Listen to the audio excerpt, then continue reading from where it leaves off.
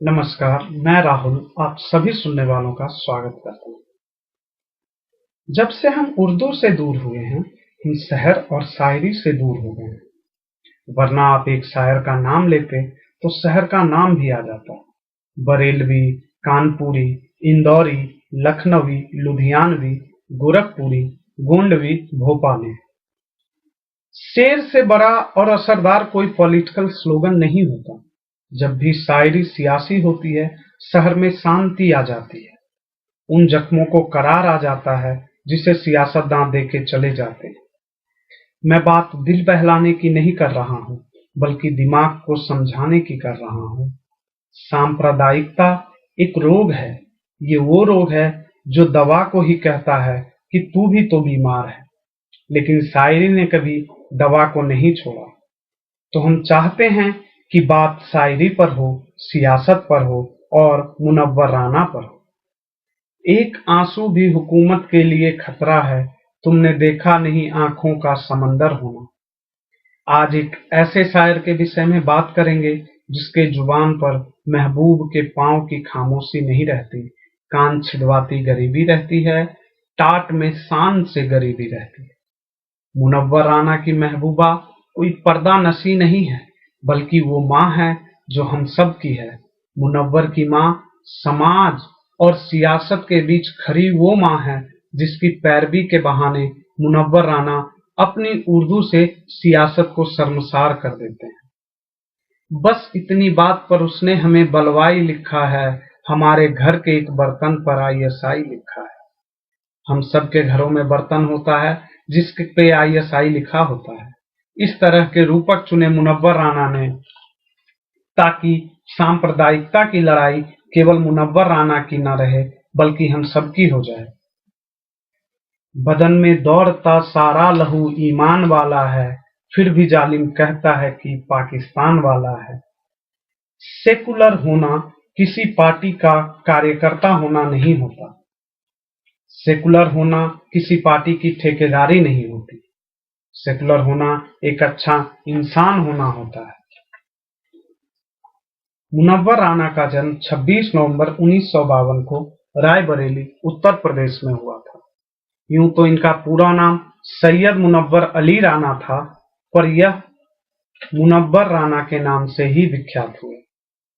यूं तो राना साहब B.Com तक की पढ़ाई पढ़ पाए, पर जिंदगी के हालात ने उन्हें ज्यादा पढ़ाया। मुनव्वर राना भले ही आज एक अच्छे खासे कारोबार के मालिक हैं, पर यह अमीरी उन्होंने गरीबी और बदहाली की जिंदगी से संघर्ष करके पाई।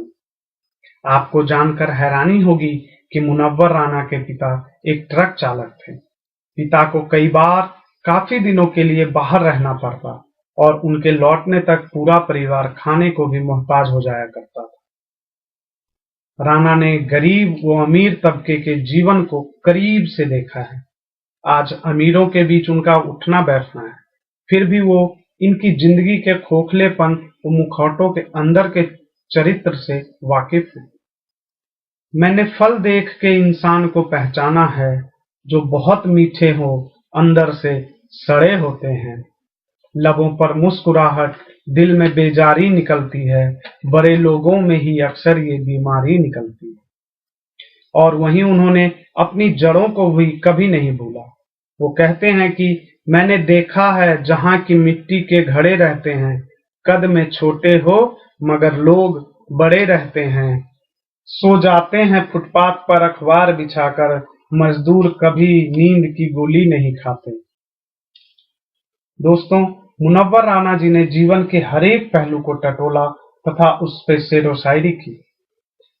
पलायन का एक बड़ा ही सुंदर मतलब होता है नई संभावनाओं की तलाश।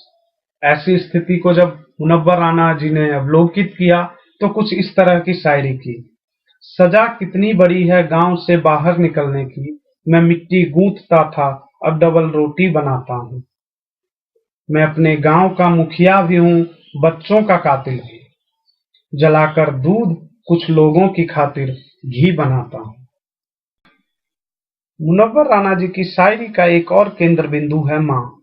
उनकी कोई भी रचना हो, उसमें माँ का जिक्र अनिवार्य होता है।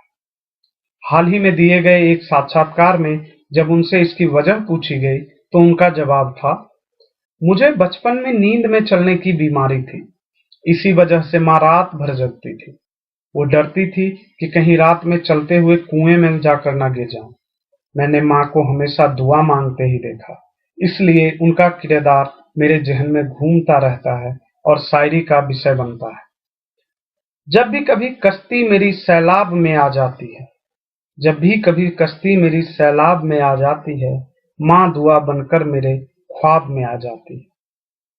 मुनव्वर माँ के आगे कभी यूं खुलकर नहीं रोना, मुनव्वर माँ के आगे कभी यूं खुलकर नहीं रोना। जहां बुनियाद हो इतनी नमी अच्छी नहीं होती, जहां बुनियाद हो इतनी नमी अच्छी नहीं होती। तो दोस्तों, कुछ ऐसे शख्सियत के धनी हस्ती हैं मुनव्वर राना जी, और अब इनका एक अंतिम शेर जो कि मेरा भी सबसे पसंदीदा है कि किसी के हिस्से मकान आई, किसी के हिस्से दुकान आई, किसी के हिस्से मकान आई, किसी के हिस्से दुकान आई, मैं घर में सबसे छोटा था, मेरे हिस्से में माँ आई। दोस्तों, इसी के साथ अब आपसे विदा लेने का समय आ गया है। हम फिर वापस आएंगे एक नई शख्सियत से रूबरू होने। तब तक के लिए शुभ रात्रि, सबा खैर, गुड नाइट।